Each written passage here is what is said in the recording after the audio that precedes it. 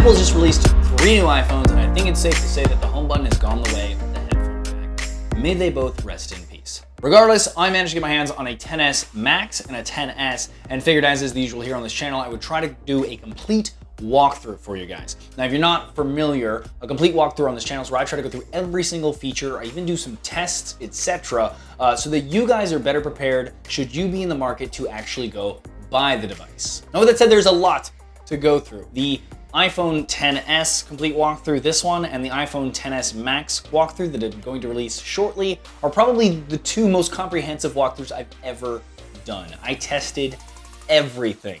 So I hope you guys appreciate that when you watch the rest of this video. But regardless, there's a lot, so let's get started. Now really quick, a quick shout out to Declutter for sponsoring this video. If you're looking to get one of the new iPhones like the XS or the XS Max, but want to get some money for your current iPhone or any other electronics that you might have but no longer need, you honestly should check out Declutter.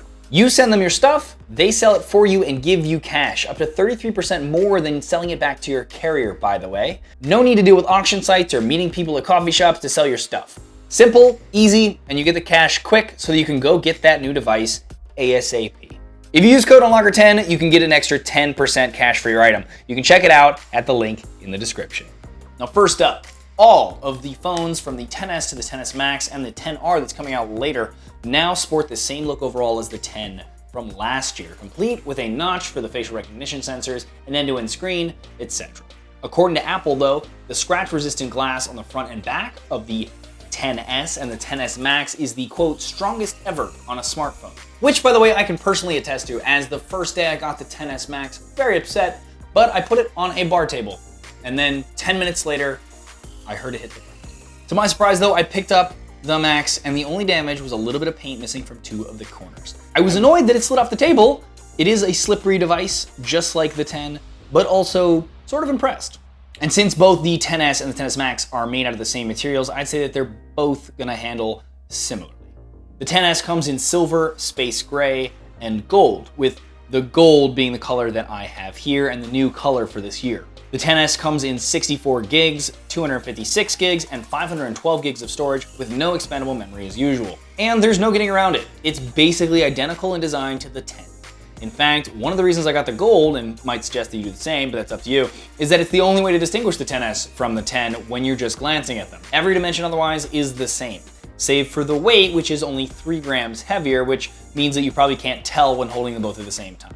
We have the same 7 megapixel f2.2 front-facing camera that we had on the iPhone X. The screen beneath is a similar AMOLED 5.8-inch 1125 by 2436 19.5 by 9 aspect ratio display capable of playing HDR10 content. But Apple claims that the XS display can display 60% greater dynamic range than the iPhone X. Here they are side by side, but it's hard to tell on a camera. We still have the same wide color gamut, which shows more ranges of colors, a true tone display, which uses the ambient light in the room to adjust the screen to be more color accurate, 3D touch, and our fingerprint resistant screen. The facial recognition features are supposedly faster now also, thanks to faster software and that faster chip. Here they are side by side, and I can say that it is technically faster.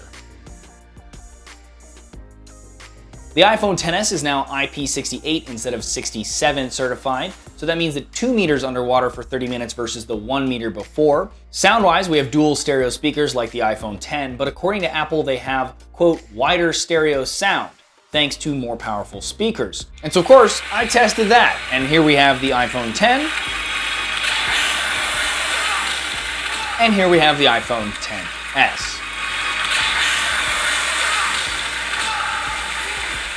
Now inside the device, we have the new A12 Bionic compared to the A11 Bionic chip. It's the industry's first 7nm chip with a 6-core CPU, 2 performance cores, and 4 high-energy efficiency cores, a 4-core GPU, which is supposedly 50% faster than the A11 GPU, and an 8-core neural processor dedicated to machine learning. The A12 can apparently process 5 trillion operations a second compared to the 600 billion of the A11. And here we have benchmarks from Geekbench from the iPhone X and the iPhone XS. And for the camera, we have a dual 12 megapixel camera setup similar to the iPhone X, with one being a wide angle and one being a 2x telephoto. The difference is that they managed to put in a slightly larger sensor behind the lenses with slightly larger pixels. The iPhone XS has a 1 by 2.55 inch sensor instead of the smaller 1 by 3 inch sensor of the iPhone X, and we have 1.4 micron pixels versus the 1.22 micron pixels of the iPhone X. Both cameras are optically stabilized, still just like the iPhone X, thankfully. The True Tone flash has been improved for better color reproduction, apparently, and Apple says that this and the iPhone XS Max are the first iPhones to use the neural engine in conjunction with the ISP, which is the image signal processor, to do facial mapping and automatically perform red eye reduction since it can see where the eyes are, as well as better segmentation of hair and foreground versus background, portraits, etc. This combination also allows for what Apple is calling Smart HDR. In their presentation, this sounds a lot like what HDR does on most phones now anyway, where it just takes multiple photos at different exposures and combines them algorithmically to create the most balanced shot from pieces of each. And so here's a camera comparison where we have photos taken on the XS compared to the same photo, as best as I could do, taken on the X for you guys to see what the difference is.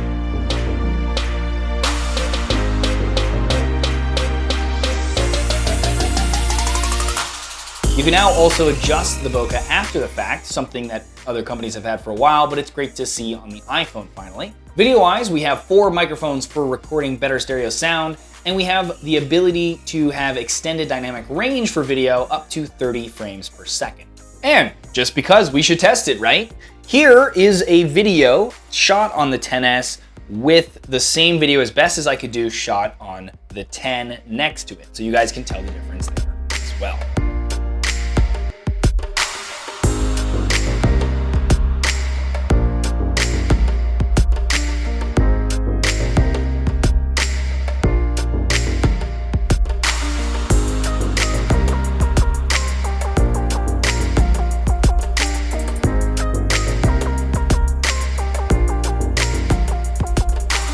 Battery life has apparently been increased by 30 minutes on the XS over the X, even though it has a slightly smaller battery at 2658 milliamps compared to 2716. The XS Max, by the way, supposedly can get an hour and a half more over the X. So here's a test of the battery life with all of the major flagship devices that I have right now that are out, that are competitors to some degree, including the XS Max, the XS, and the X.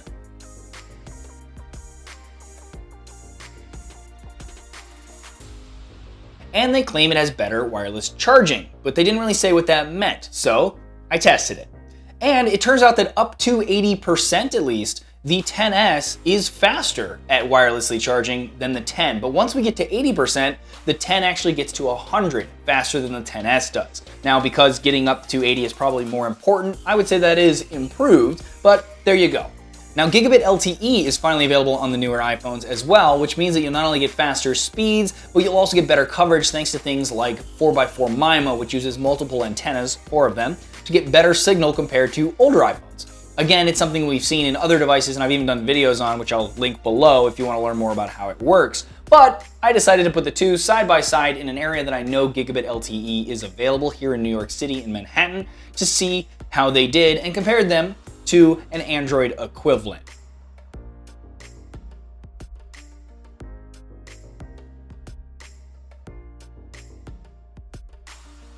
Now, the iPhone XS is also dual SIM capable now, so you can use 2 SIMs with 2 phone numbers on the device at the same time. Something that's a bit more important overseas where you might cross country lines and need a different carrier when you do that, more so than you would need here in the US, but still. Now, we also have the usual Bluetooth 5.0, Wi-Fi 802.11ac, and NFC for Apple Pay, etc. Now, as for software, the device is running iOS 12, and there isn't any feature in it that is going to only be on this device that isn't on the X, except for that adjusting of the bokeh in the portrait mode after the photo is taken, because, you know, Apple likes to withhold these things from you so that you upgrade, it seems. And since iOS 12 is out and on a lot of iPhones already, apparently, chances are you already know how most of it works. So really quickly then, for those of you that this might be your first iPhone without a home button maybe, I'll do a super fast overview of the UI. So compared to the home button touting iPhones, you now have to navigate the system using gestures on all of these new iPhones. Firstly, to unlock the phone, you can either tap the power button on the right or just raise it while looking at it. At this point, the idea being that you can swipe up from the bottom to get to the home screen and that the face unlock should have already recognized you by then. Regardless, you can tell when it does recognize you though by the lock logo at the top showing unlocked. Now once on the home screen, you'll see all of your apps as icons on a series of screens that you can swipe to the left to get to, and you can tap and hold on them to reorder them, drag them on top of each other to create folders that then can be swiped through as well, or tap the X to delete them from the phone. You can also 3D touch on an app icon, which means touching with increased force to get some quick actions for that app if they are supported by the developer of the app. Swiping to the right, you get to your widgets, which brings info to the screen from apps that support them without having to open the app. You can tap edit at the bottom here to reorder these, add new ones, or remove them. On the home screen, you can swipe down to get to the universal search, which lets you find apps, websites, etc. And when you're on any page that isn't the home screen, you can swipe up from the bottom of the phone to get back to the home screen, or swipe up and hold it there to get to your multitasking view. In here, you can swipe left or right to switch between apps, and you can even swipe up on them to close them and swipe them away. Swiping down from the top right of the screen, basically in that gap between the notch and the edge, will give you the control center, which you can use to quickly access things like Wi-Fi, brightness, Bluetooth, volume, etc. Swiping down from anywhere on the notch or to its left, and you'll get your notifications that you can tap to interact with, swipe to dismiss, or 3D touch to get quick actions for, etc. And there you go, that's basically it for the software. A quick rundown. Again, I'm not gonna dive into it because chances are if you're looking at this video, you either have an iPhone or you're at least familiar with somebody's iPhone and their software and the settings, and all of that is gonna basically be the same. Let me know though in the future if you guys want me to do like iOS version walkthroughs, like when iOS 12 initially comes out, doing a complete walkthrough of everything in that. If you guys really want me to do it, I'll do it. Let me know in the comments. I'd love to hear from you guys about that. There, guys. Hope you enjoyed that. I'm going to be releasing some of those tests just kind of as standalones for anybody who wants to check those out in a little more detail, with a little more talking about why it's winning, why it's losing, all those other things. The camera comparison, we'll zoom in on photos and everything else in those videos. Please subscribe and check the bell next to the word subscribe so that you get notified when those all go live if you're interested. Otherwise though, I hope you enjoyed this video. Please let me know in the comments below what you thought of the video, of the new phone, etc. Always a pleasure to hear from you guys.